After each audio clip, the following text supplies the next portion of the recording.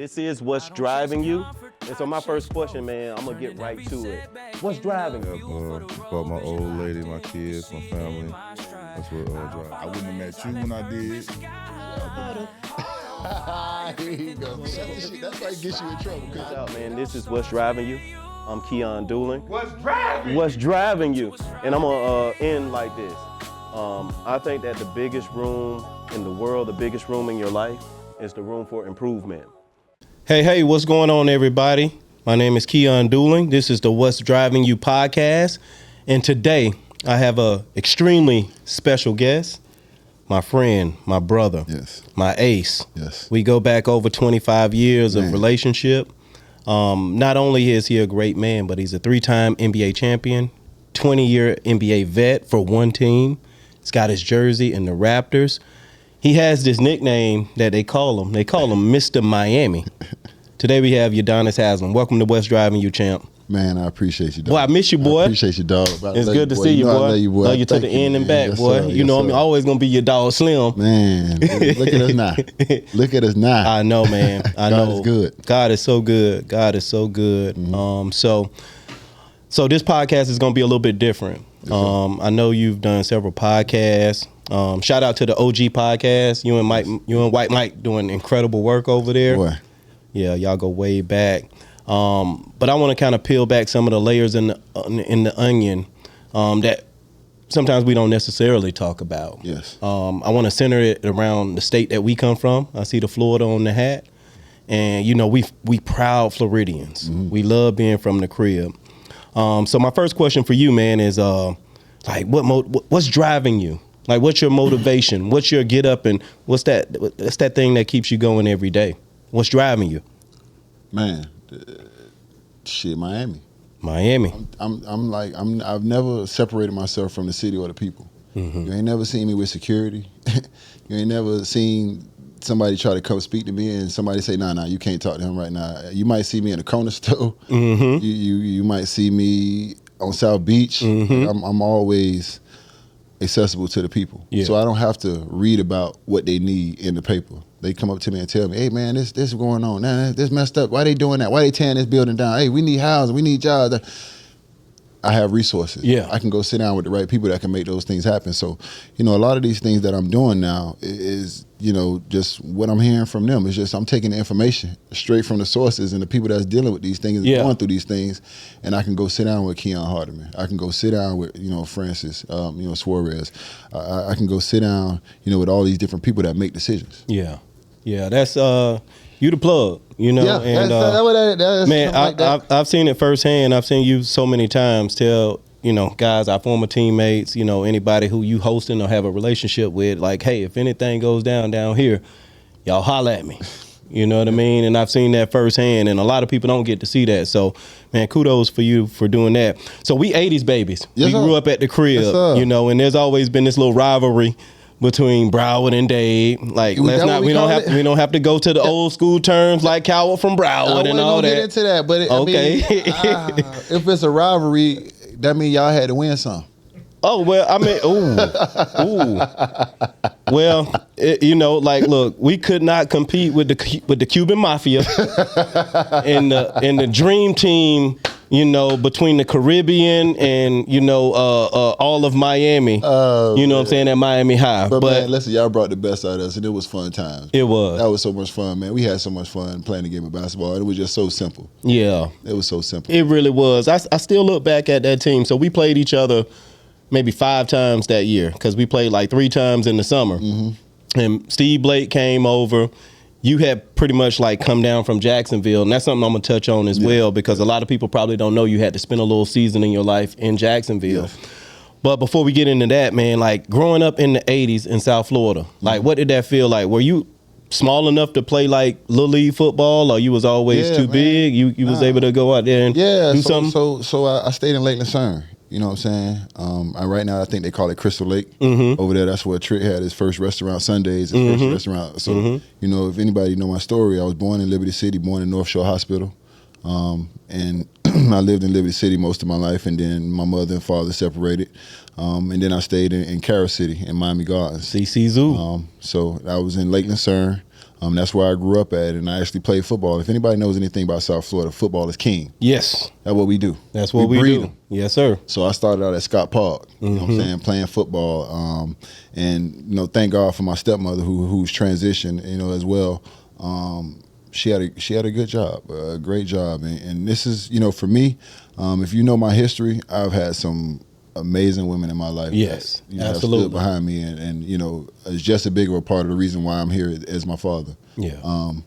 So thank God for Barbara Wooten, who, you know, had a great job at American Express, and she just worked her way up. And I watched this lady work from the bottom to the top, and we were able to get relocated to Jacksonville, and that's when I picked up basketball. Really? That's it when wasn't I picked until up that basketball. point. It wasn't in Okay. South Florida. It wasn't in Miami.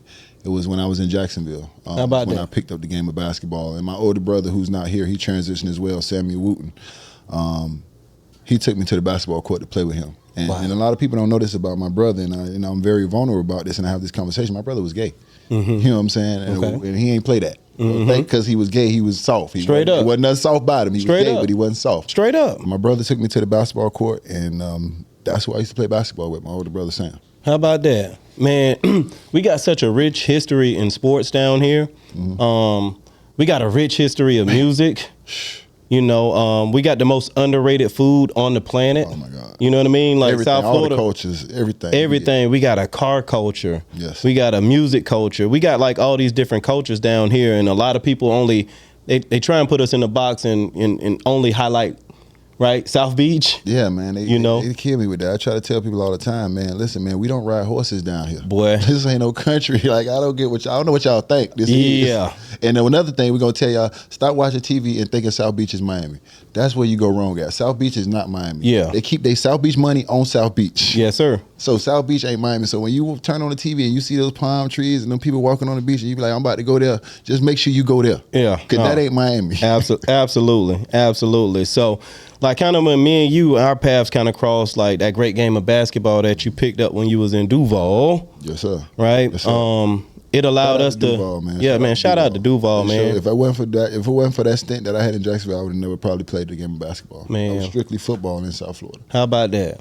Well, thank God for Duval, man, because they unlocked something that is truly a legend down here in South Florida. So big shout out to Duval County, Rebout High School, Man, all them I boys went to up there. Wolfson, man. Shout out, I- Reebok, Reigns, you know what I'm saying, Lavernius Coles, all them boys. Fat Lil Duval, Yeah, all them boys yeah, up that way, man. I had a great time in Jacksonville. Yeah, it's all the crib, man. We Florida boys Yeah. to the core at the end of the day. And so, like, I'm going to transition a little bit, like, to our early high school basketball days. So we played AAU together back in 96. It was the summer of 96, and we had the opportunity to be blessed to play with T-Mac. Yes, sir. And we Man. saw T-Mac go from being unknown to, like, one of the greatest phenomenons that high school basketball has ever seen. How did that moment, like, at that point in your life, like, how did that shape your basketball trajectory? I just remember that transition because that was a transition for me as well. That was when I was transitioning from Jacksonville back to Miami. Mm-hmm. And that's when I was transitioning to Miami High. To the high. Yeah, and I was going to the high, and I was fitting in with the Brent Wrights and, you know, the Sylvan Robinson, you know, the Bowes, the Andre Furbys, and, you know, all those guys, Frank Martin, just all these guys, Bernard Wright, you know, the list goes on, Freddie Reguera, you know, all these coaches, and it's you know, there's a standard set. For sure. When you go to Miami High, there's For a sure. championship standard set. Shout out to Shaky Shout out Rodriguez. to Shake, man. R.I.P. One of the greats. So Yes, sir. For me, that was a transition as well, just moving into that space and fitting in with those guys. Because once again, when you come in, ain't nobody finna just give you no spot. No doubt. You got to earn your spot. So I was able to get through that process and then spend that time in that travel team with you guys. And that's when you got to see some of the greatest players in the state of Florida. Yeah. You know what I'm saying? That's where you got to bring all us together, man. But there was one that stood out. That was that damn T-Mac. Boy, goddamn Mac. That was one. It was one that stood out. Damn, it was Mac, one that boy. stood out, and we all knew, Boy. right then and there. There's levels to this, Boy. There's levels to this. Yeah. But I think it was great for me just to represent the state of Florida, man, because people just think we play football down here. So to get that core group of guys together on that level and be able to play basketball and go play against other people and represent the state of Florida, Yeah. I think that was just proud for me, man, because I think once again we just don't get credit for basketball. We don't, but we coming. You know what I'm saying? And man, we're doing a lot of things in the content space as well. Like I've seen you on Brandon and those guys show up there. Yes. Like Florida is not just a football state. It's a basketball state as well. We got Hall of Famers. Yes. We got some transformational players down this way. A few things that kind of stand out to me on that trip is one that Billy D, one of the great coaches who we got an opportunity to see at the Hall of Fame this week. Him and Coach Grant and Coach Pelfrey, am I saying his name correct? Yep, Pelfrey, yep. They were at our practices. Yes. Like they got to see, you know, because Brent and those guys were kind of coming up before us. Yes. So they were able to get Major Parker, they were able to get Brent Wright on that team. And then I think you and Super Sib kind of signed. And Teddy Dupay. And Teddy Dupay was on that team as well, the all-time leading scorer in the state of Florida, and still to this day, like, you know, he in his reign as soon as he step in the gym. Man, he in reign as soon as he hit the door. Teddy was cold. Teddy was cold. I mean, I remember Coach Grant and Billy calling me and saying like, "Hey, we're not gonna recruit you anymore. We got Ted Dupay committed." Yeah. And I couldn't do anything but respect that. But No, I say all cut that shit out. Man, that shit made you feel away, and every chance you got, I'm gonna throw it up in your face. You gonna show somebody what time it is. Don't do that, because I know you. Listen, don't do that. Don't get on here. I'm petty. Don't get on here and act like that shit sat well with you. Don't do that. I know you better than that. Yeah. That shit ain't sit well. It didn't. It ain't sit well with me, but I accepted it. And it shouldn't have. As a competitor, it shouldn't have. And Teddy's pedigree was like through the roof. He was McDonald's All-American, all that different stuff. So, you know, big shout out to Ted, man. You held it down when you had your chance, man. I appreciate, you know, spending time with you. Ted actually, you know, when we went to the City of the Palms, his family like hosted our team. Like we got a chance to go over and see his family and things like that. They did the same thing for us when we went up to the City of the Palms. Great family. Let Miami how we came over, played tennis, hung out with them, spent the day with them. A great family. Great Absolutely. Great family. He was a great teammate, man. Shout out So to Dupay. that summer, you and we didn't play a whole bunch. No. We didn't play a whole bunch. And, you know, like a lot of people like see you in your NBA career and saw you as a utility player. But a lot of people don't really know, like, when it was back in the days and you throw that bitch into the post. Oh, it was a bucket. I'm a grind their ass down there. I'm a grind their ass, right? Inside, boy, we gonna get one. But man, what motivation, what encouragement, you know what I mean, from that experience. So I'm always grateful. And I see T-Mac is, you know, talking about bringing ABCD camp back and partnering with Adidas. So kudos to all those guys, man, from Florida Flash. The nights we had, being up late and talking big shit, and playing one-on-one and competing. Man. Y'all about to jump on the man out there. Stephon Y'all about to jump on Stephon, and boy from Lauderdale start throwing them L's up. I said, oh shit, what the boy? Hey, look, boy, it would have took all us to whoop Step, boy. That was a Clueston boy from the muck, boy. Step, country stroll, you know, man. But we had some good times, dog. And what I would tell you is, man, you don't know how valuable memories gonna be to you until you get to our age. Yeah, man. And now you realize, like, money, fame, the real true value is in the memories, dog. Yeah. I'm trying to tell you, the real true value is in those memories, dog. Because like you said, Major Parker was on that team. Major ain't with man. And we can think back at that. And we thought we would have had forever with Major. We ain't number 45. We still young. We would have thought we would have had forever, man. And you just don't get that, man. So for me, man, I value that time spent with y'all boys and just the nights up arguing and competing and calling Frank, telling him Alvis ain't taking care of us, we ready to come home. Alvis ain't taking care of us, we ready to come home. Alvis had a selective way of taking care of guys. Yeah, it's selective. Yeah, he selected to put the money in his pocket. Got to be more careful. He did that. He did that for sure. But, you know, I'm still always grateful for those guys, man, because they did play a role, you know what I'm saying, and getting us to the next level. So shout out to all the guys, man, from our Florida Flash team. Paul Reed, Myron Anthony, Clarence Gilbert, you know, like the list goes on and on. Brent Wright, Major Parker, Tracy McGrady. Tracy McGrady, all that. We showed up and showed out, man. Big Red Dorsey. Boy, Sharon Dorsey. Shout out Big Red. That's a Florida State legend. Yes, sir. Yes, sir. Yeah. So, like, after that transition, like, you go into college, man, and y'all have this run at the University of Florida, right? And, man, y'all was slept on, low-key, right? Billy came down with a vision that he was going to recruit in-state and retain the talent. And then he went to South Dakota. and brought in Mike Miller. Then he went up to West Virginia, I believe, and got Brett Nelson and those guys, Matt Bonner. He brought in all these different guys, man. But Billy came in. He was coming to the hoods Man, of the hoods. came on Wall Street. That man came in there and sat on my grandma's couch with that fast shit, and I was like, "Sign up. Where's that? Give me the paper." That Wall Street shit started selling. I ain't never heard nobody talk that fast. But talk about your experience at UF, man. Like, how did that shape and mold you? Man, that's when I realized that basketball was challenging. Because I was up every morning and Billy was running the hell out of me. Oh yeah, and that's when I had to say, okay, do I really want this? Ooh. How bad do I really want? He a Patino disciple, so he believe in conditioning. Man. And even Frank pushed me. Yeah, but Frank pushed me to a point where, you know what I'm saying, I could still handle it. Billy pushed me to a point where I was wondering if I felt like handling it. Mm-hmm. Like, you know what I'm saying? Do I feel like getting up every goddamn morning and running these damn suicides, and then I got to shower and hurry up and get to class? Like, you know what I'm saying? And that's when I just realized how important conditioning was, and you know what I'm saying? I had to get comfortable being uncomfortable. Yeah. Because up until then, I was just better.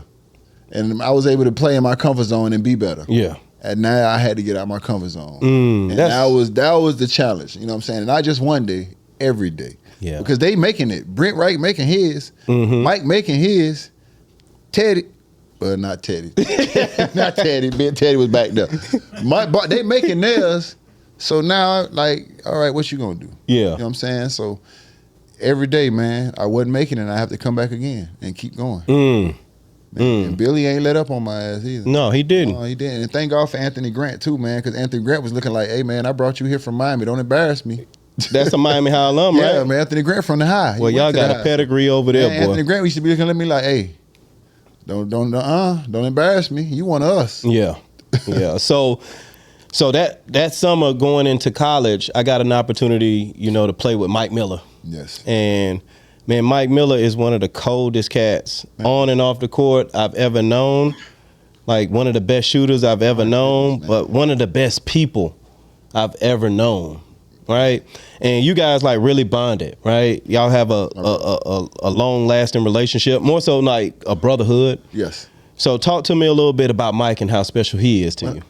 I just remember, and I tell this story, but I remember when we were out there with Alvis, when we was on that Adidas circuit, when it was me, you, T-Mac. I don't know if everybody was watching, but I remember watching a game, a team from South Dakota. And they were terrible. But it was one rebound, pass it to itself, shoot the three, pass it to itself again, lay it up, pass it to itself again, back you down. Like, there was one. Yeah, yeah. And I was like, I don't know who this white boy is, but when I got back to Miami, I tell everybody I seen the unicorn that y'all be talking about. This white boy that out here is cold. And I done seen it. Because in Miami, we don't see it. No, not like that. Not like that.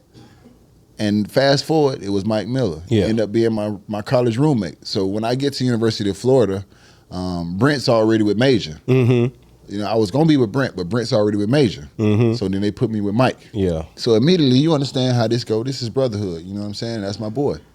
So me and Mike ended up spending a lot of time together, and I give credit to Mike for this all the time. Mike showed me what it was to be a real gym rat. I was a fake gym rat. When it was convenient, when it was fun, when I felt like doing it. Right.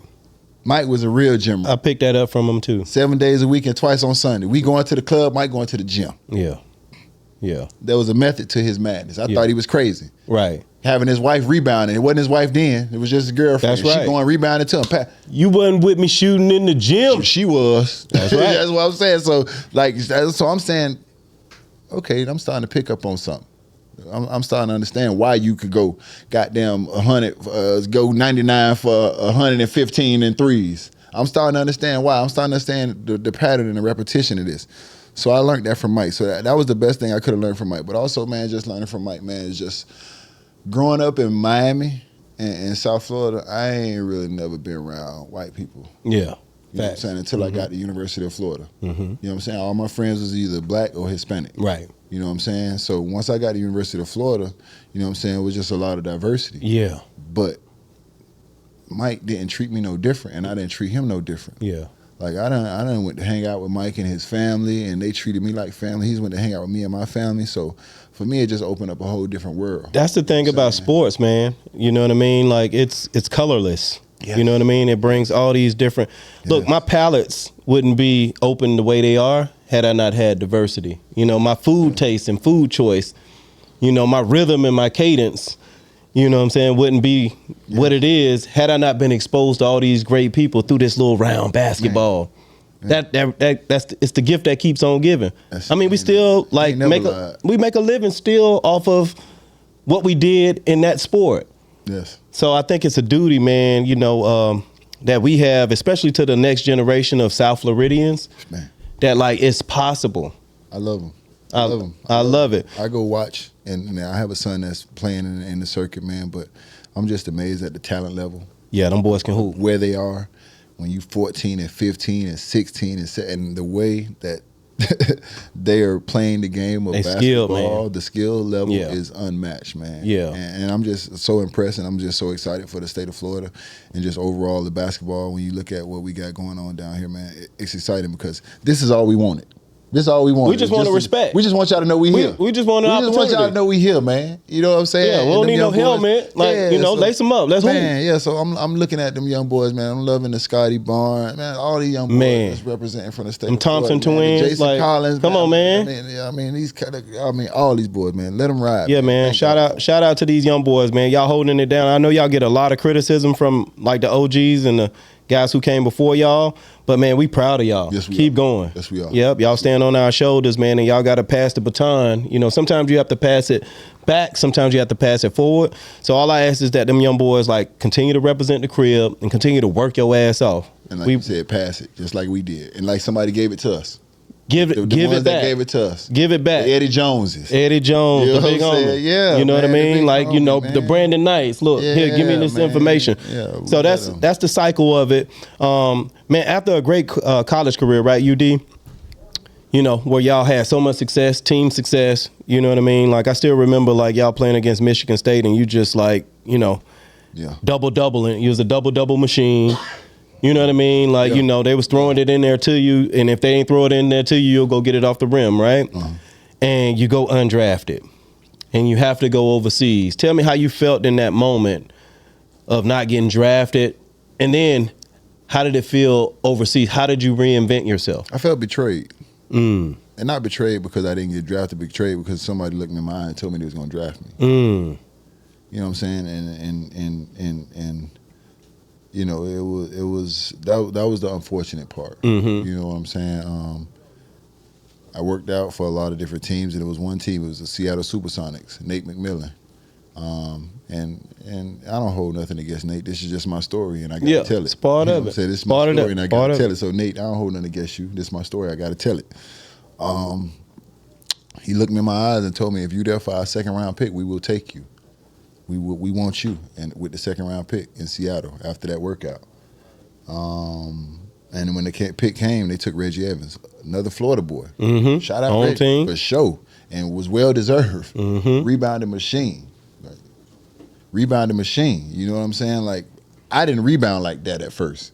The way Reggie rebounded coming out of college, the way he rebounded. We played Reggie. Yeah, I didn't rebound like that. So, like, shout out to Reggie. That was well deserved. I'm not saying he didn't deserve it, but when you look me in my eye and tell me something, you know, so I felt betrayed. And that particular night, man, I had a draft party, man, because when somebody tell you they're gonna draft you, tell you, you know, you a kid, so you take that and run with it. So I told my homeboy, Seattle gonna take me in the second round. We get a draft party. You know, my homeboy set up a party, and when Seattle pick come, they take somebody else. And I felt betrayed, and it was tough. I didn't go to my draft party.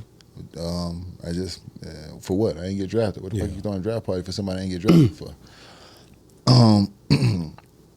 And then my agent was right on the phone with me with opportunities for, you know, summer league teams and different things like that. And you know, I spent the whole summer basically with the Atlanta Hawks. You know, spent a lot of time with the Atlanta Hawks, and I actually thought I was gonna make that team. Jason Terry was out there. I remember just being close to Dominique Wilkins and just picking his brain and just having those opportunities out there. And Shout out DeMar Johnson. Yep, DJ. DJ took care of me out there, boy. I used to go to your crib and play Madden. Boy, DJ always been solid. DC Assault, Curtis Malone, Keith Bogans, Sir Valiant Brown, all those guys, man, from back in those days. I don't know what it is, but we get along with DC dudes. Like South Florida and DC, like we vibe. It's a clique. We cut from the same cloth. Yeah, but the DC car ain't no joke. Boys, we get along with the DC boys. Like, them DC boys ain't no joke. They got a lot of we got a lot of same principles. Yeah. We got a lot of same principles. I used to spend every day with DeMar playing video games, man, and vibing with him, and it came down to me and a veteran, Ira Newble. And this is not a knock on Ira Newble. This is just my story. They chose to go with the veteran. Yeah. And I had to go overseas, and I tell everybody I get to Europe, man, and I get there, and I don't know how the hell I got them there, but I had a box of Black & Milds, and I don't know if I brought the bottle of Hennessy with me or I bought it while I was there. I gave myself one night to feel bad for myself, dog. One night. I drunk about half that bottle of Hennessy. My blacks freak them. You got to take that filter out now. Take that filter out. Put it back in. Make sure you bite the tip so you don't get the tobacco in your mouth. Come on now. And I smoked about 3 blacks, and I drunk half a bottle of Hennessy, and I said when I wake up, I got to get to it. Dude, I'm so glad you said that, because like when I say what's driving you, I'm not just talking about like the glitz and the glamour.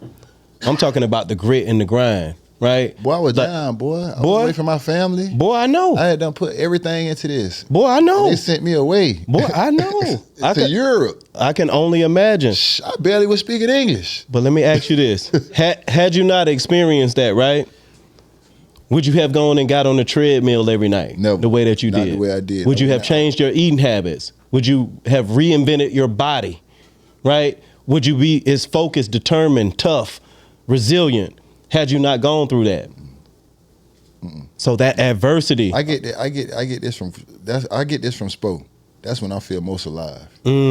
Supposed to always say that when the shit get like thick and they get grimy and they get like murky, and that's when I feel most alive, dog. I think that's when my best version comes out, man. Yeah.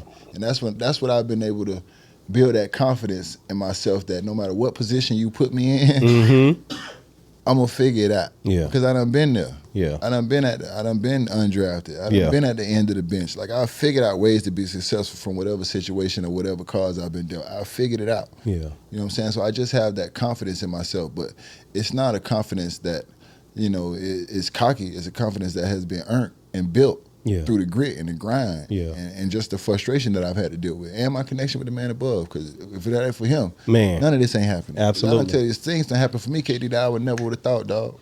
I never would have thought. Yeah. Well, you know what? To me, UD, like I just always thought you had something special. You know what I mean? Like whether you were the big version of yourself or when you came back like the manifested version of yourself. I could just remember some long road trips that we have, I'm fast forwarding in now to like our days with the Heat. Yes. And the conversations that we would have, you know what I mean? And the struggles that we would have, how to juggle family, how to deal with our friends, how to deal with the streets, how to deal with, women, like all these different things that we're trying to navigate, how to deal with tickets, being local. I don't think we valued that time enough, KD. You don't think so? We got it. We had fun, but man, the opportunity for us to grow up together and actually play an NBA season together, I don't know if we knew how valuable that was at that time. I don't think you can necessarily let me rephrase that. I don't think we knew how valuable that was at that time. We could have done it, but I'm telling you, when you're coming up, right, and your first generation money, so many things are pulling you. Yeah. You know what I mean? In particular, like the place that you come from and the people you're responsible for. Yeah. Like they take up a lot of your time, space, effort. Yeah. It's almost like a wall they build around you. So you're right. We didn't get to spend enough time because we didn't learn boundaries at that point, right? I don't regret it, but I feel like we could have created more memories. We could have. Yeah. I'm just saying, on some simple. Yeah, we could have. Take the wives on the yacht one day off, and we on the off day. Yeah. Like we could have done that. We could have. But you know what? Man, God is good. We still here. We got we full of life. Yeah. You know what I mean? We can create those memories right now. Do that. But you're right, and that's one of the things like for the next generation. Like they got to start making sure they spend more time, because like when the ball stop bouncing, it gets really quiet. Man. You know what I mean? And when you start telling people no, you know what I mean, resentment comes in. So there's all these different things like emotionally and mentally, and as a man, you have to like endure in order to become to that place. Yes. And so like going back like, you know, to our playing days, right? For a role player, I have not seen many role players who are in the Raptors. Maybe you, Nick Collison, you know what I mean? Like, you know, that's been with one team, one organization, you know, survived multiple coaches. Even though you didn't play for a lot of places, you only played for 3 coaches with the Heat. Stan, Pat, and Spo. Yep. You know, all men who've like, you know, just we had a little Ron Rothstein run when Pat blew his hip out. Ronnie, baby. When Pat blew his hip out kicking that door. That mother pop. Man. Where Pat at? He had to have surgery. Well, Rossi baby always been on point. You know what I mean? He's a lifer. Rossi, he let us run. He let us hoop. Oh, I bet. I'm already knowing. Go. But what is it about like you've turned down money? You turned down lucrative deals, opportunities, more playing time, expanded role. You know what I mean? Like you've turned down all these opportunities and you chose to say, hey, you know what? No, I'm going to leave this money on the table. This is where my heart is. How could you tell me your mind frame and your thinking, you know what I'm saying, on being able to like turn down money to be a heater, a lifer? I mean, it's easy to say it was about the Heat because they go together, but honestly, it was about me. I ain't shit without my heart. Mm-hmm. That's who I am. My heart is everything about me, because if you look at me, I am but 6'6". I be lying, so I'm 6'7", 6'8". I'm 6'6". Mm-hmm. So if my heart ain't into it and I go somewhere just for the bag, then you're going to get a shell of me. Mm-hmm. And that ain't the version you want. Right. You know what I'm saying? That ain't the version I'm giving nobody. I ain't going to cheat you. Yeah. You know what I'm saying? So it always had to be where my heart was at. Mm-hmm. And my heart was always here. Even though there was other opportunities, my heart was always here with the Miami Heat, with the organization that gave me an opportunity when nobody else believed in me. I felt the duty to give them their money's worth. Mm-hmm. I felt the duty to be able to put a championship in the Miami Heat Raptors. Like I felt that. Like they gave me something that nobody else gave me. Right. Like everybody else said no. Right. The one, San Antonio offered me first. Mm-hmm. Shout out Pop, man. That's why I always love Pop. Gotta love Pop. The way this game go is, then somebody else wants you, and then that's when everybody, you know what I'm saying? Yeah. Go, we don't want you, then somebody else wants you. Yeah, facts. So Pop them offered me a 1-year deal, and once Pop offered me a 1-year deal, and the Heat came back offered me a 2-year deal. Mm-hmm. So that's how that went. But I always felt indebted to the organization that gave me that opportunity. And I'd be damned if I wasn't going to give them everything I had. You always did. You know what I'm saying? And that's all I wanted to do. And to be able to put a championship in that Raptors, the first championship in that Raptors, I think that made us even. Yeah, the problem with that is once you get one, you need. Then you get greedy, dog. Yeah, as you should, dog, because there's no better feeling. Listen, how many chances in life you get to chase? How many chances in life that you're gonna ever get to say I'm the best in the world at anything, and it be a fact? Yeah, I could whoop your ass in tunk and say, "Man, I'm the best in the world at tunk." But how do we know? You don't know. So how many times in this world you gonna say I'm the best in the world, and who gonna say what? And how can you dispute it? Yeah, yeah. And I've had that feeling 3 times. Yeah. Ain't no feeling like it, dog. I can only imagine, you know what I mean? Y'all put me out like 2 of those times, so I never got over the hump. You know what I mean? I left the Heat. That wasn't one of my proudest moments. Yeah, well, you know what? Like you my dog. Yeah, and we didn't even speak to each other that whole playoffs because know how that go. But you know, here's the thing: like a lot of people don't see this behind the scenes. You know, you hit me up like the day before. You like, hey, what's up, Slim? You know what I mean? All right, now. You know what I mean? Like, you know, I know I'm gonna see you or whatever, but you know, I'm gonna holler at you this summer. Yeah. But we respected that, man, and it was same thing with Marquise. I told Marquise the same. Oh man, I love you like a brother. And me and team, we was on the same team at that time. Y'all was. I love like a brother, but we ain't gonna talk this series. Yeah. And but that's the cloth we were cut from. We were. We love You know what I'm it. saying? Yeah. Our daddies would have been disappointed if they seen us talking to each other before that game. Straight up. Like real talk. Yeah. That's how Straight our old up. boys was. Yeah. Like as much as our old boys know each other and played against each other, respected each other, they would have seen me talking to you before Man. that playoff game. My old boy would have said, "Hey, what look you here doing? now. Come on now. I know that's your dog, but hey." Man, I still got a cut. I still got a mark under my eye. James Jones elbowed me, and boy, I done known you since we was 15 years old. James ran off the screen and elbowed me. I said, "Damn, James." But Champ had them sharp elbows too. boy, Champ had them sharp boy, elbows. boy, He wasn't scared to throw them. Boy, Champ was mean as a rattlesnake. Yeah, that's what I'm saying. He wasn't scared to throw them. Boy, Champ mean as a rattlesnake. Yeah, finance major, 3-point. Champ mean as a would knock your Miami sock- American. Champ would knock your block off. Man. I'm happy you brought that up. Champ, boy. Because people think that he Man, JJ ain't no joke. Yes, yeah. man. JJ, Man, that's another South Florida legend, man. JJ is no joke. Yeah, so man. Shout out to Champ for what he's doing. I think he's moved over to the NBA now. yeah. Congratulations, man. Sky's the limit for JJ, man. Sky's the limit. Love it. So, man, Heat culture embodied, right? You embodied that. You're in the Raptors. You know what I mean? You're still a part of the organization, the fabric of the organization, and the history of the organization. And what you've been able to do that most people haven't been able to do is transition in a way that was so seamless. Now, it might look seamless on the outside, but internally, I'm sure there was a lot of, preparation, discipline, sacrifice to be able to do all these things that you're doing. So you're in the cannabis space. Yes. We're going to talk about that. Yes. You're doing commentary on ESPN as well as Amazon. Is it Amazon Prime? Amazon Prime. Amazon Prime. You guys have the OG podcast. Yes. You're doing housing. Yes. Like you're doing all these multiple things after coming out of a singular focus for all these different years. I neglected to mention the foundation. Yes. And what the Haslem Foundation is doing in the community, you know what I mean, and reaching people for years. And I remember doing events with Miss Barbara and the family. Yes. How have you been able to compartmentalize all of those things while balancing your family? First, honestly, the transition part was the hardest part because as you transition, you got to leave some people behind. You know what I'm saying? But I felt like I didn't have a choice. Mm-hmm. If I really wanted to be the man that I hope to be and provide for my family the way I hope to, and be the role model that I hope to, I didn't have a choice. Yeah. Because you know me. You know the real me. Yeah. I was still running and I had the boys. You talk like this is not me glorifying anything, but I was with the dudes that toted pistol. Like I was with them dudes. Yeah, like my homeboys was on that. Like they was on that. Like I was with them dudes that was on that.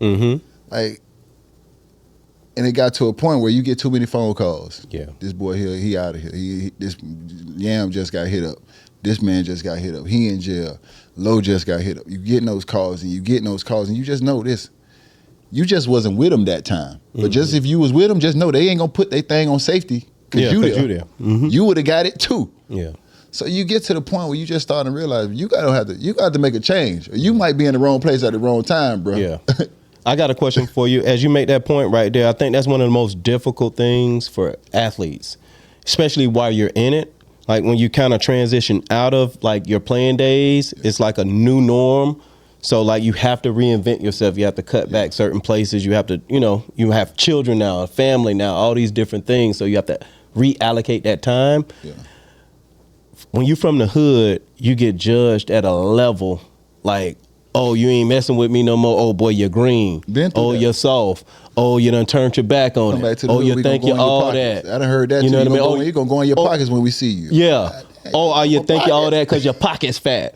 All that stuff, like mentally, talk about like the impact, and emotionally, the impact is as you've done so much, and when you can't do it anymore, like the emotional part of like you know what I mean, the separation. The young UD was like, who finna go in my pockets and do what? What you think gonna happen? They're like I got mine too. Like that was the young UD. The older UDs just had to leave some people behind. Yeah. And some people deserve a conversation and some don't. Ooh, that's what I'm talking about. That's where that was the toughest part. Who deserves a conversation? Yeah. Who do I want to bring with me? Because some people deserve to go with you. Absolutely. And some people don't. Yeah. So now it's about who deserves those conversations. Yeah. And that's why I had to narrow it down. And just this past week at the Hall of Fame, Brent was with me. Mm-hmm. You know what I'm saying? And that's one of my oldest homeboys. And you know what I'm saying? Brent is, as much as, you know, he might not know this, I need Brent. Yeah. I need Brent. Like, Yeah. I need somebody from my childhood. Yeah. I need That to know see you. that face. Yeah. I need somebody to hold me accountable at times. And Brent's doing amazing. Yes, with his man. school and On everything. The Be Right Leadership Academy and what he's been able to do, man. My homeboy Bo, you know what I'm saying? I need those guys. Yeah. Bo owns a restaurant in Augusta, Georgia, Peekaboo Restaurant. You know what I'm saying? And Yeah. everybody know what Bo killing it. If you know what Bo from the boy. Bo was grilled out when we were Jits. Yeah. To see his growth is I need amazing. them guys, man. Mhm. I need those guys, man. Just for balance. Yeah. If anything else in life, balance. Yeah. I don't want what I'm doing now to take me too far away from what I used to do or from Yeah. where I was. That doesn't mean I have to be the same person. Yeah. But I always want to have that piece of me where we can go back and we can have those conversations. Yeah, we can man. laugh and we can joke and we can smile. Yeah. You know what I'm saying? And that right there, once again, is priceless to me. Yeah, it really is, man. And shout out to Bo and shout out to Brent, man. Like, y'all always pushed us to be better. Man. Straight up. Straight and up. I got nothing but They love was and older respect than for us. you. They was 1 year older than us. Nothing but love and respect for you. So back to this part, like all the things that you're doing, champ. Yeah. You know what I mean? You fit me in today. I'm so proud of that. I'm so thankful for it. But all the things that you're doing, like, how are you able to compartmentalize that? I know you've had great leaders. Yeah. You know what I mean? I know you understand delegation and buying in. But how important has your team been to you? And how have you been able to balance all those different things? I'll say this, and I'm happy you brought up, you said team, because without a team, there's none of this happening. You know what I'm saying? I'm crazy as hell, so I sit up. You good crazy. When Sylvester tell you this, he might get a text or a call, 12:30, 1 a.m., 2 a.m., because that's my thinking hours. Mm-hmm. When my wife and kids go to sleep, and the wheels start turning, and what I refuse to do is turn my brain off. Mm-hmm. I wouldn't give a damn if it want to run till 6 a.m. I'm not turning them off. Mm-hmm. If I got to be up at 9 and my brain want to run till 6, then I'll sleep for 3 hours. Yeah. But I'm going to let him do what he do. Ooh. You know what I'm saying? Yeah. So the people that I have around me, I'm so thankful that they allow me to be myself, that they take my calls at these crazy hours, and all the things that I envision in my head, they help me figure out how to make these things manifest and happen. And also, they're not afraid to challenge me as well and hold me accountable and call me out on certain things that need to be called out on. And we have that kind of relationship. And you know, it might be, you know, the hell with you. Okay, cool. Now we hug it out and we get on to the next. Yeah, Sly got time. Yeah, Like, Sly battle tested. He's been in this thing. Yeah, He's been in this and I game gotta for thank you for that, because obviously the connection was made through you, and I'll never forget that. You know, meeting Sylvester, and you know all these people that are with me now, and people that I consider family. Yeah, man. Obviously, I met them through you, and you got to have a trust that when I go to sleep, I'm protected. Yeah. And there's very few people that can make us feel like that. If you want to go quick, you go alone. If you want to go far, you got to all go together. Yes. And you got to have the right team assembled, like the X-Men or like the Miami Heat. Right? You have to have these pieces that flow to the puzzle. Yeah. And everybody's got to do their role, bring their skill set to the table. Be a star in your role, like what you've always done. A little bit about the family, man, right? You know what I mean? Like, in order for you to do all what you do and to be responsible for all you do, like how important has faith been and the kids been and your family of origin? Like, how important is the lessons that Pops and Moms and Miss Barbara imparted in you? You know what I mean? Because now a lot of them aren't here anymore, yes, but their voices, their memories, their DNA is still in our veins. I don't think my family gets enough credit, and it's only because I'm so private. So maybe that's my fault a little bit, because I'm so private, you know, with my wife and with my kids and those different things like that. But I'm gonna tell you, I have an amazing wife. Oh, I already know. I have an amazing wife, man. I already know. Always been. My wife is my best friend, and I think we came from the era where, you know, your homeboy is here and your wife is here, and you keep your homeboys and your wife separate. You go hang out with your homeboys on this day, and you go hang out with your wife on this day. But what about if you have a wife that's your homeboy? What if you have a wife that's your best friend? Yeah. And you don't have to separate the two. You can That's do right. everything with her. That's right. You know what I'm saying? Yeah. So I literally have that balance. Yeah. Where I can do everything that I want to do with my homeboys, I can do with my wife. Man. And have just as much fun. Man, you know. Or if we choose to do nothing, we still enjoying that time. Man. You know what I mean? And then I got amazing boys, man. I got 3 boys, which I know they're going to love their mama to death because my oldest son, first tattoo he got was his mama name. My other 2 kids come in the room and hug their mama before school and walk out like I ain't laying next to her. So now I see I got to make sure I save my money.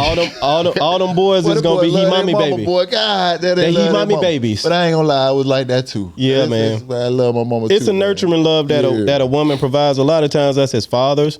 Yeah. You know what I mean? Like, our love is a little bit more disciplined, a little bit more stern. Yes. But love nevertheless. Yes. You know what I mean? So I'm thankful, you know what I'm saying, that I got that same kind of relationship with my babe. Yeah. Big shout out to Tosh, for always holding a brother down. Obviously, man, in the history, man, you know what I'm saying? I know you know you. And I know from high school to where you at now and how many times you got to continue. People don't know marriage is work, man. It is. If you continue to grow and your partner don't grow with you, then y'all grow apart. Yeah, man. That's separation. Yeah. You got to bring your partner with you. Yeah. So, man, everything that you've done from high school and to continue your relationship, I can imagine. That's not easy. So and I it's got to give you credit, bro. And it's some rough seasons, right? Yes. Now, what does Spo say about adversity? That's when I'm at my best. And it's got to be the same. That's when I'm most alive. And it's got to be the same in your family. You know what I mean? Because guess what? You're going to go through adversity in your marriage. Yes. You're going to go through adversity in your friendships. Yes. You're going to have adversity with your children. Yes. You know what I mean? And it's in those moments where the best growth opportunities are. You know what I mean? So like big shout out to our families and our friends and our networks. Which is our rock, because we talk about me playing 20 seasons, man, and my damn boy, you can still walk. Speech. Yeah, man. My retirement speech, man, I got a little, off because they gave me 3 seats that my parents used to sit in. They actually took the seats out the stands that my parents used to sit in, and they gave them to me. And they put my parents' name on each of the seats. And once they did that, my whole speech and everything was just thrown off. Yeah, all that hard shit went out the door, The person that I got it together, man. I mean, the way I prepped for ESPN, the way I prepped for Turner, the way I prepped for these things, man, I got it. Yeah. And all that preparation went out the window once I saw those chairs. And they played a video of my parents' voices. And everything was lost, man. And in the midst of my speech, I really don't feel like I got to honor my wife the way I should have. And it always bothered me. But and she knows this, but I just want to say this. There's no 20 NBA seasons. There's no 3 NBA rings. There's no leading rebounder in the NBA, in the history of the organization. And there's no OG without Faith Haslem. Yeah, Faith is always just had a poise about her and a strength about her. Yeah. You know what I'm saying? And I guarantee you can't whoop her running on the track. Well, we're going to get to that because we that's a conversation that goes through the house. I don't think you can whoop Faith running. That's a conversation we have in the house often, KD. I'll just let you know that I ain't just going to go quiet into the night like that. I got a strategy. Okay. I'm just going to stay on the hip and outstride her in the last 100. That's how you do it. Take the Rasul Butler approach. Yeah. Another one of our teammates who gone. That man was on that track. That man was something else on that track, wasn't he?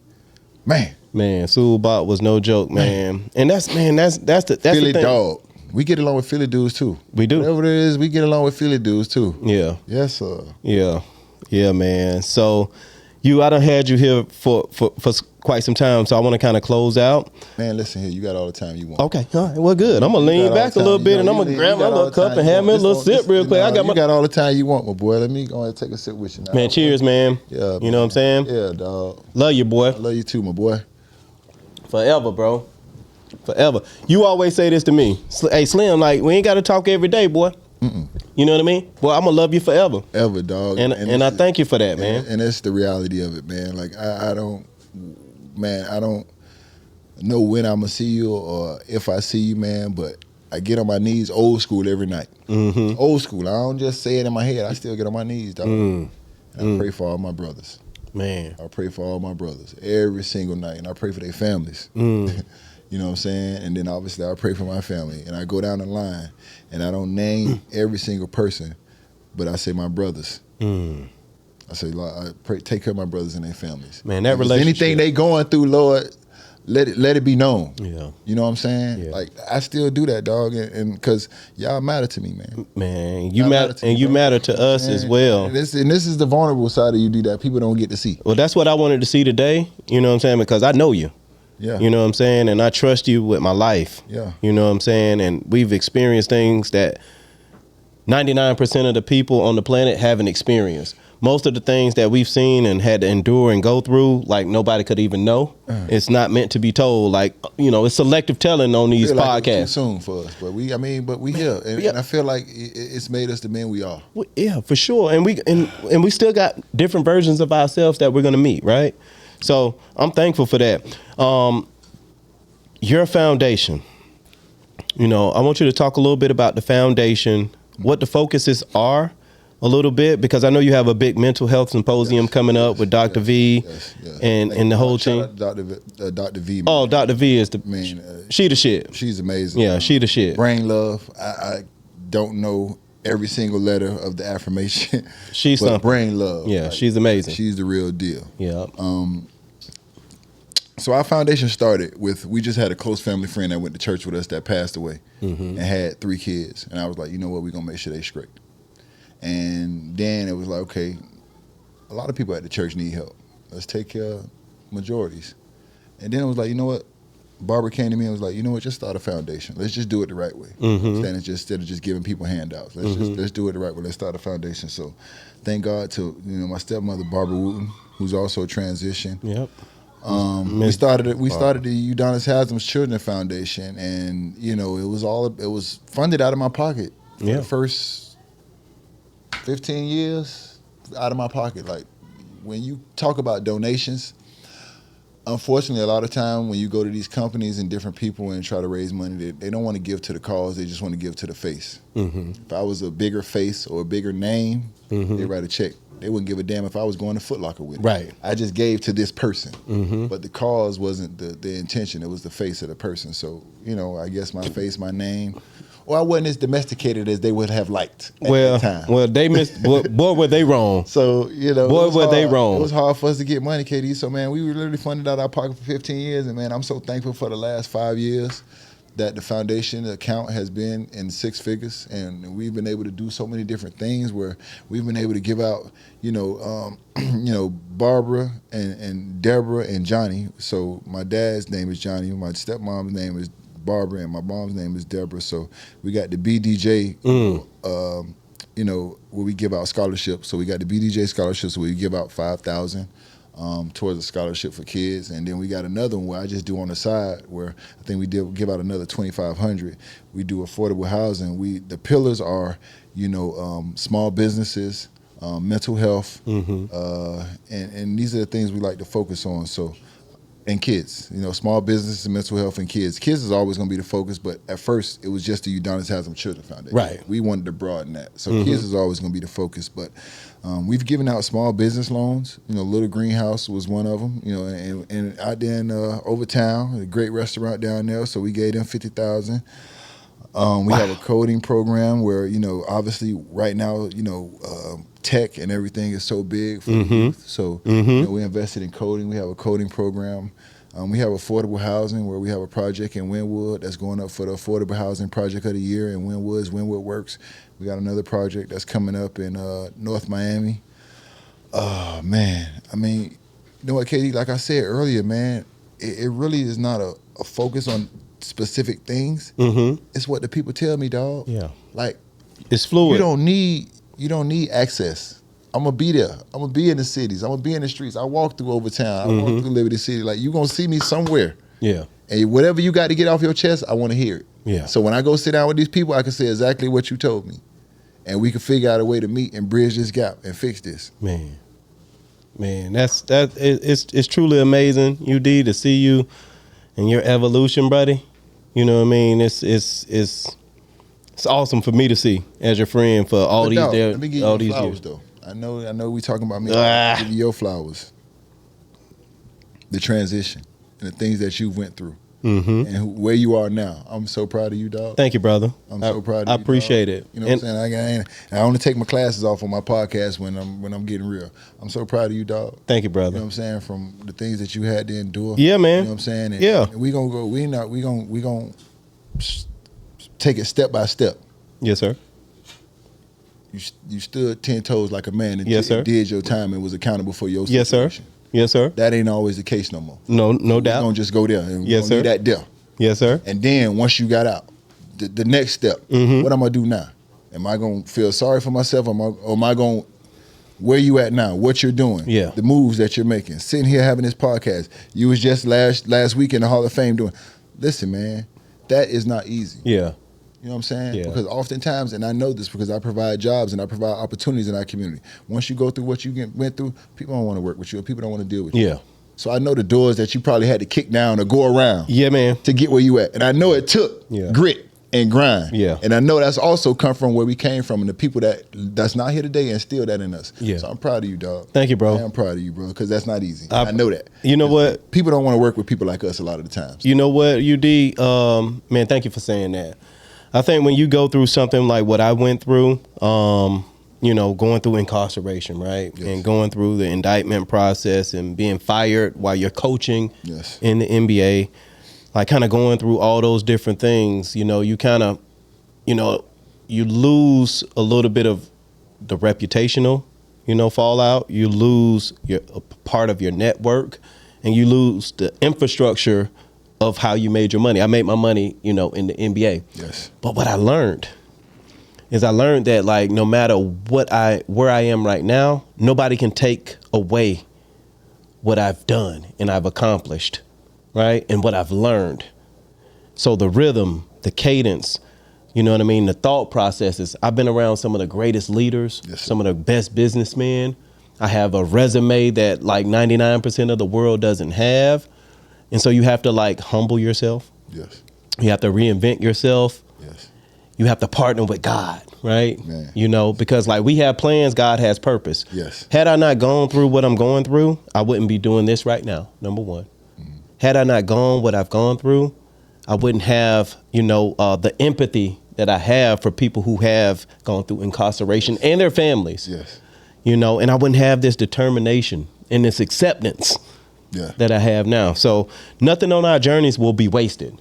Yeah. You know what I mean? That's how I say that. nothing will be wasted. Nothing on our journeys will be wasted. Nothing will be wasted on this journey.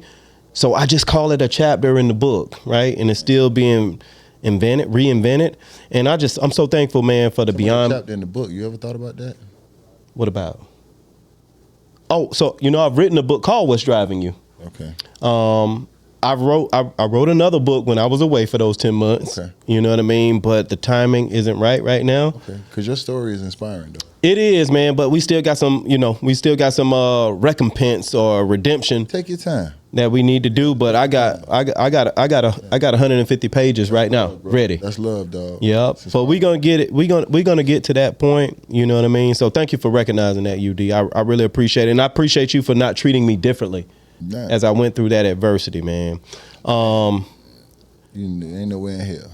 So I want to kind of, as we kind of close out with mental health, emotional health, healing, like, you know what I mean? Like we've had surgeries, we've lost loved ones, we missed out on business opportunities, we've hurt people, we've done things, you know what I'm saying, that like always wasn't perfect, right? Mm-hmm. We've hurt people close to us. We fell short from the glory. You know what I mean? That's like what hurt the most. Oh yeah. When you hurt the ones close to you. Oh yeah. That's what hurts the most. Oh yeah. Oh yeah. That's what hurts the most. Yeah. Oh yeah. You know what I'm saying? That those are the times where I feel the real pain. Yeah. Hurting myself or doing something that I got to deal with, I can deal with. You'll be all right. But when I hurt the people that I love and the people that's close to me and the people that depend on me and the people that invest in me and the people that care for me the way I need to be cared for. Yeah. That's when it hurts me the most. Yeah. That's when I got to take a step back and be like, okay, you got to do better. Yeah. They deserve better. Yeah. You know what I'm saying? Especially our women and our children. Man, for sure. They deserve the world. You know what I'm saying? And that was part of me, taking this mental health step, because I'm the dude that's when I come home and it's one play, I might not want to talk after that one play that I might not got right. Yeah. And you take that game home with you. Yeah, you do. You take those plays home with you. Whew. And you take those outcomes home with you. But your kids and your wife had nothing to do with that. Have you learned how to compartmentalize it? Like if you have a off day when you're on television or something like that, have you learned how to recalibrate? I had to learn, and I learned through pain. I learned through the pain of once I got to the point where things were out of my control. Yeah. And the coach is gonna play who he want to play. The minute's gonna go to who he want to get a minute to. These things are out of your control. So only thing that you can control is when you walk out of this arena. Yeah.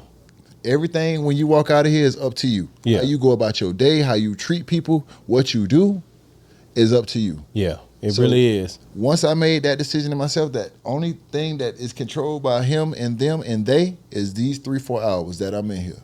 And once I walk out of here, I got a choice to make on how I go about the rest of my day. Yeah. And that's how I had to compartment. Therapy helped you with that? Yes, therapy helped me with that, man, but prayer too. Yes. I tell people all the time, man, I used to get on my knees and pray. Yeah. Please don't go to practice and fuck these people up. Straight up, that's real talk, dog. I ain't lying. I'm real shit, if I see you clap, I'll go like this. Like real I know talk, it's man, I'm too invested in this. Like, this my life. Yeah. Like, you taking something from me. Like, this how I feel. You taking something from me. Yeah. No, UD, man, like you probably, shit, man, I it might be 5 people in my experience who I've known who've been as real and authentic as you in my time and our experiences together. So I'm always thankful for that. Last thing about mental health: mental, physical, spiritual, emotional, right? And mental. Yes. Like holistic, wellness routines. What's your holistic, like, how do you stay calibrated through it all? You know what I mean? Most important thing for me is balance. You got to have balance in your life. I am not afraid to disconnect from that phone for a couple days. If you don't understand, I am not sorry. It is okay to put yourself first sometimes. And that's what I had to realize, because the majority of my life I had been putting other people first. Yeah. I realized that I had made it to the NBA, had made millions of dollars, had the house, had the dog, had the kids. Everything they told me was supposed to make me happy. Oh, you get there, you get the dog, you get the house and the kids, and more money, more that is problem. happiness. That is not your damn happiness. That ain't no damn happiness. No. That's what you think, and that's what they tell you. That is not happy. Oh, you got your college degree, you went there. The definition of happiness, I realize, is unhappy. What your definition of happiness is depends on you and the people who you want to share that with. And that's what I had to understand about being happy and what my happiness was going to look like for me. Bro, that's powerful. You know what I'm saying? That's powerful. And once I realized that, then my partner in life, now we can make steps towards what that needs to look like for us. Right. It don't need to look like the same thing for us, what it looks like for you right. and your wife. And, it doesn't need to look like for me what it looks like for this person and their wife. It needs to look like what it works for us. Yeah. And I had to understand that, and I had to learn that, and it had to be trial and error through the work. You know what I'm saying? And through those honest conversations with that person that you care about. Facts. You know what I'm saying? The art of communication. Yeah, and we got to be vulnerable with one another about these things, and that's the only way we're gonna make it. Yeah. You know what I'm saying? So this is all through growth and evolution and pivoting and one thing I say about Rouse, I gave you a spoism, I give you a Rouseism, evolve or die. Yeah. He gave me that long time ago. Evolve or die. You know what I'm saying? And I apply that in everything. On basketball, in life, in business, in family. Evolution is required. Yeah. All the time. I think one of the things, like listening to you, UD, I hear all these like life lessons, because I was only with the Heat for 1 year. And like I can see all the parallels from the transferable skills that you got by being around all those great people. Yes. That is what Heat culture is. It's the epitome of accountability. It's the epitome of hard work, unity, sacrifice, grit, grind, professionalism, tenacity. Like I can go down the line on the intangibles that I learned from just that 1 year. And so knowing that even if you do all that, it doesn't guarantee that you're going to get the result you want. No. Are you still willing to do it? Are you still willing to do it? Are you still willing to do it? Are you knowing that you might not get the result you want? Yeah. And that's where that's where it gets separate. That's where people separate themselves sometimes. Yeah. If you guarantee most people that you do this, and this, and you're gonna win, oh shit, sign me up. Yeah. If you tell them, hey, you do this, and this, and that'll give you a chance, but I don't know. Yeah. Shit, I don't know either then. You know what I'm saying? That's what they gonna tell you. So you gotta put all that out there and not knowing that at the end of the day, you might not hold that trophy up. And out of 20 seasons, KD, I only hold that damn trophy up 3 times. Only 3 times. Yeah, but it's 17 where I slept in the dog. Yeah. You know what I'm saying? Yeah, I feel you. Just know, like, 17, 3 championships, another 2 finals appearances, another, maybe 2 conference, championships. No, we got a couple of those now. But damn. Damn, boy, I wish I had that standard. That's a pedigree. I want that baby. I could only imagine the thrill of it. Oh. Yeah, man. I could only imagine the thrill of it. I mean, it was amazing, man. But to your point, I've had great coaches and great teammates. Yeah, man. If I can go over the list, you know what I'm saying, and I can start with high school with Frank Martin. Yeah. Anthony Grant. You know what I'm saying? It was in college, Bernard Wright, you know what I'm saying? All these, Fred Ruggiero. Then we get to Florida, and I got, Billy Donovan, Anthony Grant. I'm sorry I said him earlier because he's a Miami High guy and a Florida guy. Mm-hmm. And I got John Pelfrey. I got Donnie Jones. You know what I'm saying? I got all these guys, and then I get the Heat, and then I walk into Stan Van Gundy. Yeah. And then Stan leaves, and I got the great Pat Riley. Yeah. And then Pat Riley leaves, and then I go into Eric Spoelstra. These are all Hall of Famers. Yeah. I ain't even talked about the players I played with. Right. Shaquille O'Neal, Lonzo Mourning, Anthony Hardaway, Gary Payton, Dwayne Wade, LeBron James. Got to be more careful. Come on, man. Ray Allen. The list goes on. I'd be crazy as hell not to take all of this and put it in here and say, okay, how does this work for me? Because he did this, and he did this, and he did this, and he did that, and how does this work for me? Unbelievable, UD, man. Well, dude, I'm so proud of you. I love you. I love your family. You know what I'm saying? I love your team. You know what I'm saying? I love our relationship. You know what I mean? Because it's not a high maintenance relationship. It's just a feeling and an emotional connection that we have for life. Before we get out of here, a couple things I have to do. One, I got to thank our sponsors. So I want to give a big shout out to K2 Water, the ultimate hydration upgrade that fuels the body, refreshes the mind, and keeps performance at its peak. Big shout out to them. Some good stuff. I'm going to leave you with one of these. Say, I'm still working out, boy. I know you are, bro. I see you, boy. Looking like, what y'all know about her? Here you go. So you always that's the shit. That's why it gets you in trouble because you always got some shit. I be saying some shit. Gets you in trouble, I be trying to change, dog, but then you want to check with you 1,000 there. I be trying to. I be trying to change. I'm trying to evolve. I'm really trying to evolve, bro, because I realize, you know what I'm saying, like, words can cut deep. Oh, but man. I want you to, like, for our fans, man, here at What's Driving, we appreciate you for coming and being so vulnerable and authentic. I know this was a little bit different from what people are a little bit used to, but I wanted to talk about the man, right? The upbringing, the family, the adversity, you know what I mean? The tools, the mental health, But tell us a little bit about, like, the symposium that's coming up, the foundation, where we can find you on the different platforms, the OG platform, your Instagram, all those different things. Just talk to our audience right now, and if you have a message for them, I would love to hear UD, huddle speech. Man, this is so. I'm at UD40. We got at the Udonis Haslem Foundation. Those are the handles for Instagram, and it's going to be at Miami-Dade North, and it will be on the 20th. Okay, it's free. Okay. So you ain't got to worry about paying. Last year we did it for, the parents and the kids. I think this year we just want to do it for the kids. We want to, cut the parents out. I think we want to just more focus on the kids. Dr. Delvina will be in the building. I will be in the building. It will be hosted by Jawan Schrader. And, I just understand everything that the youth is going through.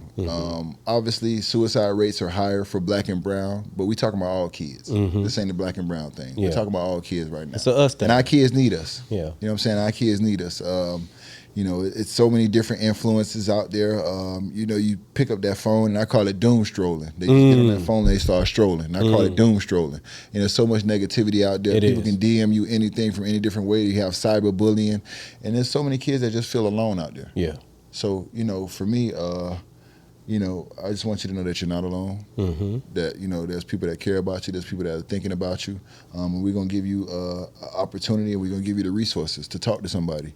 And if I'm not mistaken, you know, the suicide crisis hotline, you can either call or text 988. You know what I'm saying? So we put that out there right now. If you're having issues, call or text 988. And there'll be somebody to answer to respond to that text, and there'll be somebody to answer that call. But man, we just want to provide you with every opportunity to be successful. Yeah. You know, because a lot of times you don't know what you don't see. Yeah. You know what I'm saying? I never been to South Beach till I got in the NBA, so I didn't know what was on the other side of that bridge. You know what I'm saying? So I got over there, and I was like, okay, this is what's over here. Yeah. So if you walking out your house every day and you see negativity, then you think the world and you think life is negative. Yeah. But we're going to show you it's not, and we're going to show you it's different, and we're going to show you can be. I'm a walking testimony, dog, and so are you. Yeah, man. You know what I'm saying? And people need to hear these stories and see these stories and understand that it took two big, strong, athletic athletes being vulnerable for us to be our best versions. Yeah, man. Yeah, man. Yeah. Dog, that's so dope, man. Thank you, bro. Thank you for coming through. This is what's driving you. I'm going to leave you with this. I like to always leave off with this. Like, the biggest room in your life, the biggest room in the world is the room for improvement. Man. Like, you can get better. Like, it doesn't have to be instantly. It can be gradually, right? I encourage you, man, get your spiritual and your holistic routine down. Like, that's, you know, your prayer life, you know what I mean? Your mental health routine, your physical routine, your eating habits, your emotional maturity, like all of those things like that. And use adversity as an opportunity for growth. Yeah. Some of your biggest growth can come in the face of adversity. And so we want to just continue to drop nuggets on you, continue to, you know, be consistent with you. Again, my name is Keyon Dooling. I'm the host of What's Driving You. This is Udonis Haslem, Mr. Miami. Thank you so much for coming. I love you, champ. I'll see you soon. Brother. Yes, sir. All right.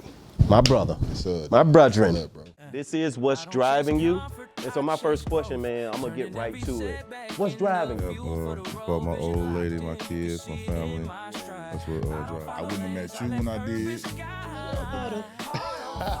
Here you go. Shut this shit. That's why it gets you in trouble. What's up, man? This is What's Driving You. I'm Keyon Dooling. What's driving you? And I'm going to end like this. I think that the biggest room in the world, the biggest room in your life is the room for improvement.